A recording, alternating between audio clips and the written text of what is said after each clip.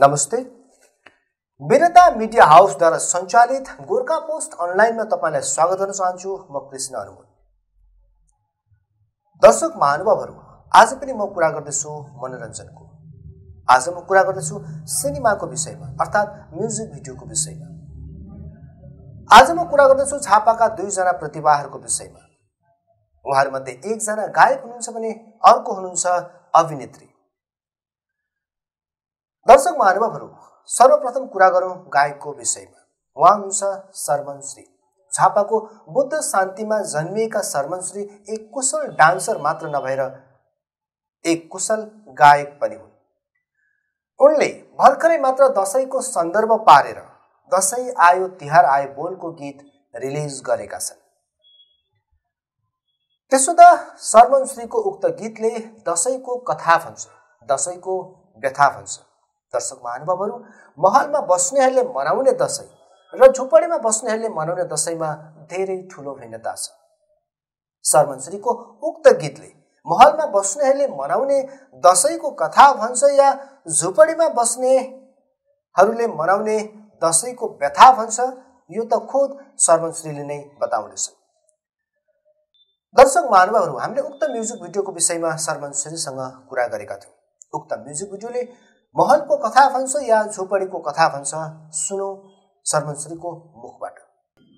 विशेष गरी अब यो म्युजिक भिडियो चाहिँ एउटा भनौँ न, यो अब एउटा सिम्पल, मैले यसलाई सिम्पल तरिकाले प्रेजेन्ट गरेको छु। मेरो आफ्नै गाउँघरको हुन्छ नि बासिन्दाहरू, आफ्नै छरछिमेकीहरूलाई प्रेजेन्ट गराएको छु। अनि बिचमा देउसी खेलेको सिन होइन, त्यो नेचुरल हामी तिहारमा कसरी देउसी खेल्छौँ, कसरी दान निकालिन्छ होइन, कसरी मतलब नाचिन्छ मादल बजाएर, त्यो देखाएको छु। अनि विशेष गरी यो खास चाहिँ मेरो आफ्नो हजुरबा चन्द्रवीर आउनुको लागि मैले उहाँलाई फिचरिङ गर्नको लागि मैले सोचेर काठमाडौँबाटै बनाएको एउटा अडियो थियो। अनि त्यसमा चाहिँ हल्का हजुरबासँग कन्भर्सेसन टाइपको, नि हजुरबासँग बेलुका देउसी खेल्न आउने, हजुरबासँगै देउसी खेल्ने अनि नाच्ने, अनि त्यो टाइपको छ। खास स्टोरी त केही छैन, तर हजुरबालाई खास फिचरिङ चाहिँ हजुरबाको लागि विशेष गराएको छु मैले भिडियो भिडियो चाहिँ। भर्खरै रिलिज भएको म्युजिक भिडियोबाट सानो अंश गीत गाइदिन सक्नुहुन्छ? ए हुन्छ।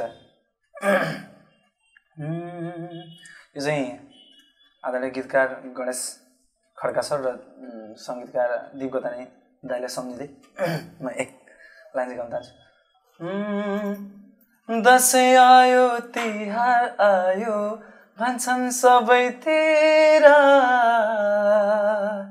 कतै ल्यायो खुसी धेरै कतै ल्यायो पीरा। दशैं आयो तिहार आयो भन्छन् सबैतिर, कतै ल्यायो खुसी धेरै कतै ल्यायो पीरा। Thank you. सबैमा नमस्कार। बडा दशैंको सम्पूर्ण देश विदेशमा छरिएर भएका सम्पूर्ण नेपालीहरूलाई हार्दिक शुभकामना भन्न चाहन्छु। र मलाई मेरो विगत धेरै लामो समयदेखि मेरो आफ्नो गीत सङ्गीत मैले सृजना गरेका, धेरै त गरेको छु नै, केही थोर बहुत गरेको छु, जुन सृजनालाई चाहिँ धेरै धेरै माया गरिदिनु भएको छ। म सम्पूर्ण माया गर्नेहरूलाई पनि यो बडा दशैं तथा दिपावलीको एकदमै हार्दिक शुभकामना दिन चाहन्छु। र मेरो यो भर्खरै अहिले यो दशैं तिहार, विशेष दशैं आ तिहार आयो भन्ने गीत रिलिज भएको छ भर्खरै मेरो आफ्नै official YouTube channel sermon Shri लुङमा। सबैले मेरो च्यानलमा सर्च गरेर हेरेर लाइक कमेन्ट सेयर पनि गरिदिनु होला, सब्सक्राइब पनि गरिदिनु होला भन्न चाहन्छु। धन्यवाद। यो थियो सरमन श्रीको दशैंको कथा, दशैंले दिने व्यथा, जुन उनले म्युजिक भिडियोमा प्रस्तुत गरेका छन्। दर्शक महानुभावहरू, अब म कुरा गर्दैछु झापाकी अर्की प्रतिभा मौसमी खनालको विषयमा। थुप्रै सिनेमा, थुप्रै म्युजिक भिडियोमा अभिनय गरिसकेकी मौसमी खनालको भर्खरै म्युजिक भिडियो रिलिज भएको छ। हामीले मौसमी खनालसँग आफूले अभिनय गरेको म्युजिक भिडियोको विषयमा कुरा गरेका थियौँ। सुनौ मौसमी खनालका कुराहरू के भन्नुहुन्छ त उहाँ आफ्नो म्युजिक भिडियोको विषयमा। यो म्युजिक भिडियो चाहिँ कस्तो हो भने, यो चाहिँ खास गरी सन्तोष कटुवालजीले लेख्नु भएको गीत हो। यसमा लिरिक्स चाहिँ उहाँकै रहेको छ भने स्वर पनि उहाँकै छ। यो गीतमा चाहिँ हामीले एकदम त्यो गाउँले परिवेश हुन्छ नि, यो चाहिँ गाउँले परिवेशलाई झल्काउन पनि खोजेका छौँ र यसमा चाहिँ एकदमै हामीले यो भिडियो पनि अर्गानिकै बनाएका छौँ। भिडियो चाहिँ त्यसरी बनाएको छौँ। भिडियो चाहिँ यो गीत मार्फत चाहिँ हामीले गाउँले परिवेश वेशभूषालाई चाहिँ प्रत्यक्ष दर्शाउन खोजेका छौँ यो भिडियो मार्फत। र हामीले सबै टिमले इन्टायर टिमले एकदम दुःख गरेर बनाएको भिडियो पनि हो यो। र यो गीतमा चाहिँ यसमा म्युजिक चाहिँ अर्जुन पोखरेल सरको रहेको छ भने यसलाई डिरेक्सन चाहिँ जस बहादुर याखाले गर्नुभएको छ। म्युजिक भिडियो धेरै नै राम्रो बनेको छ। सम्पूर्ण मेरा साथीभाइ इष्टमित्रदेखि लिएर सबैजनाले भिडियो चाहिँ हेरिदिनु होला भन्न चाहन्छु। यसमा चाहिँ के छ भने यो चाहिँ एकदमै अर्ग्यानिक म्युजिक भिडियो भएको भएर चाहिँ पहिला अरू हेरी चाहिँ यो चाहिँ म आफैलाई पनि एकदमै राम्रो लागेको भिडियो चाहिँ हो कि यो चाहिँ सबैभन्दा मैले गरेको काममध्ये चाहिँ बेस्ट सम्झिन्छु म यसलाई चाहिँ। किनभने यो भिडियोलाई गीत अनुसार पनि एकदम डाइरेक्टरले चाहिँ एकदमै न्याय दिनुभएको छ।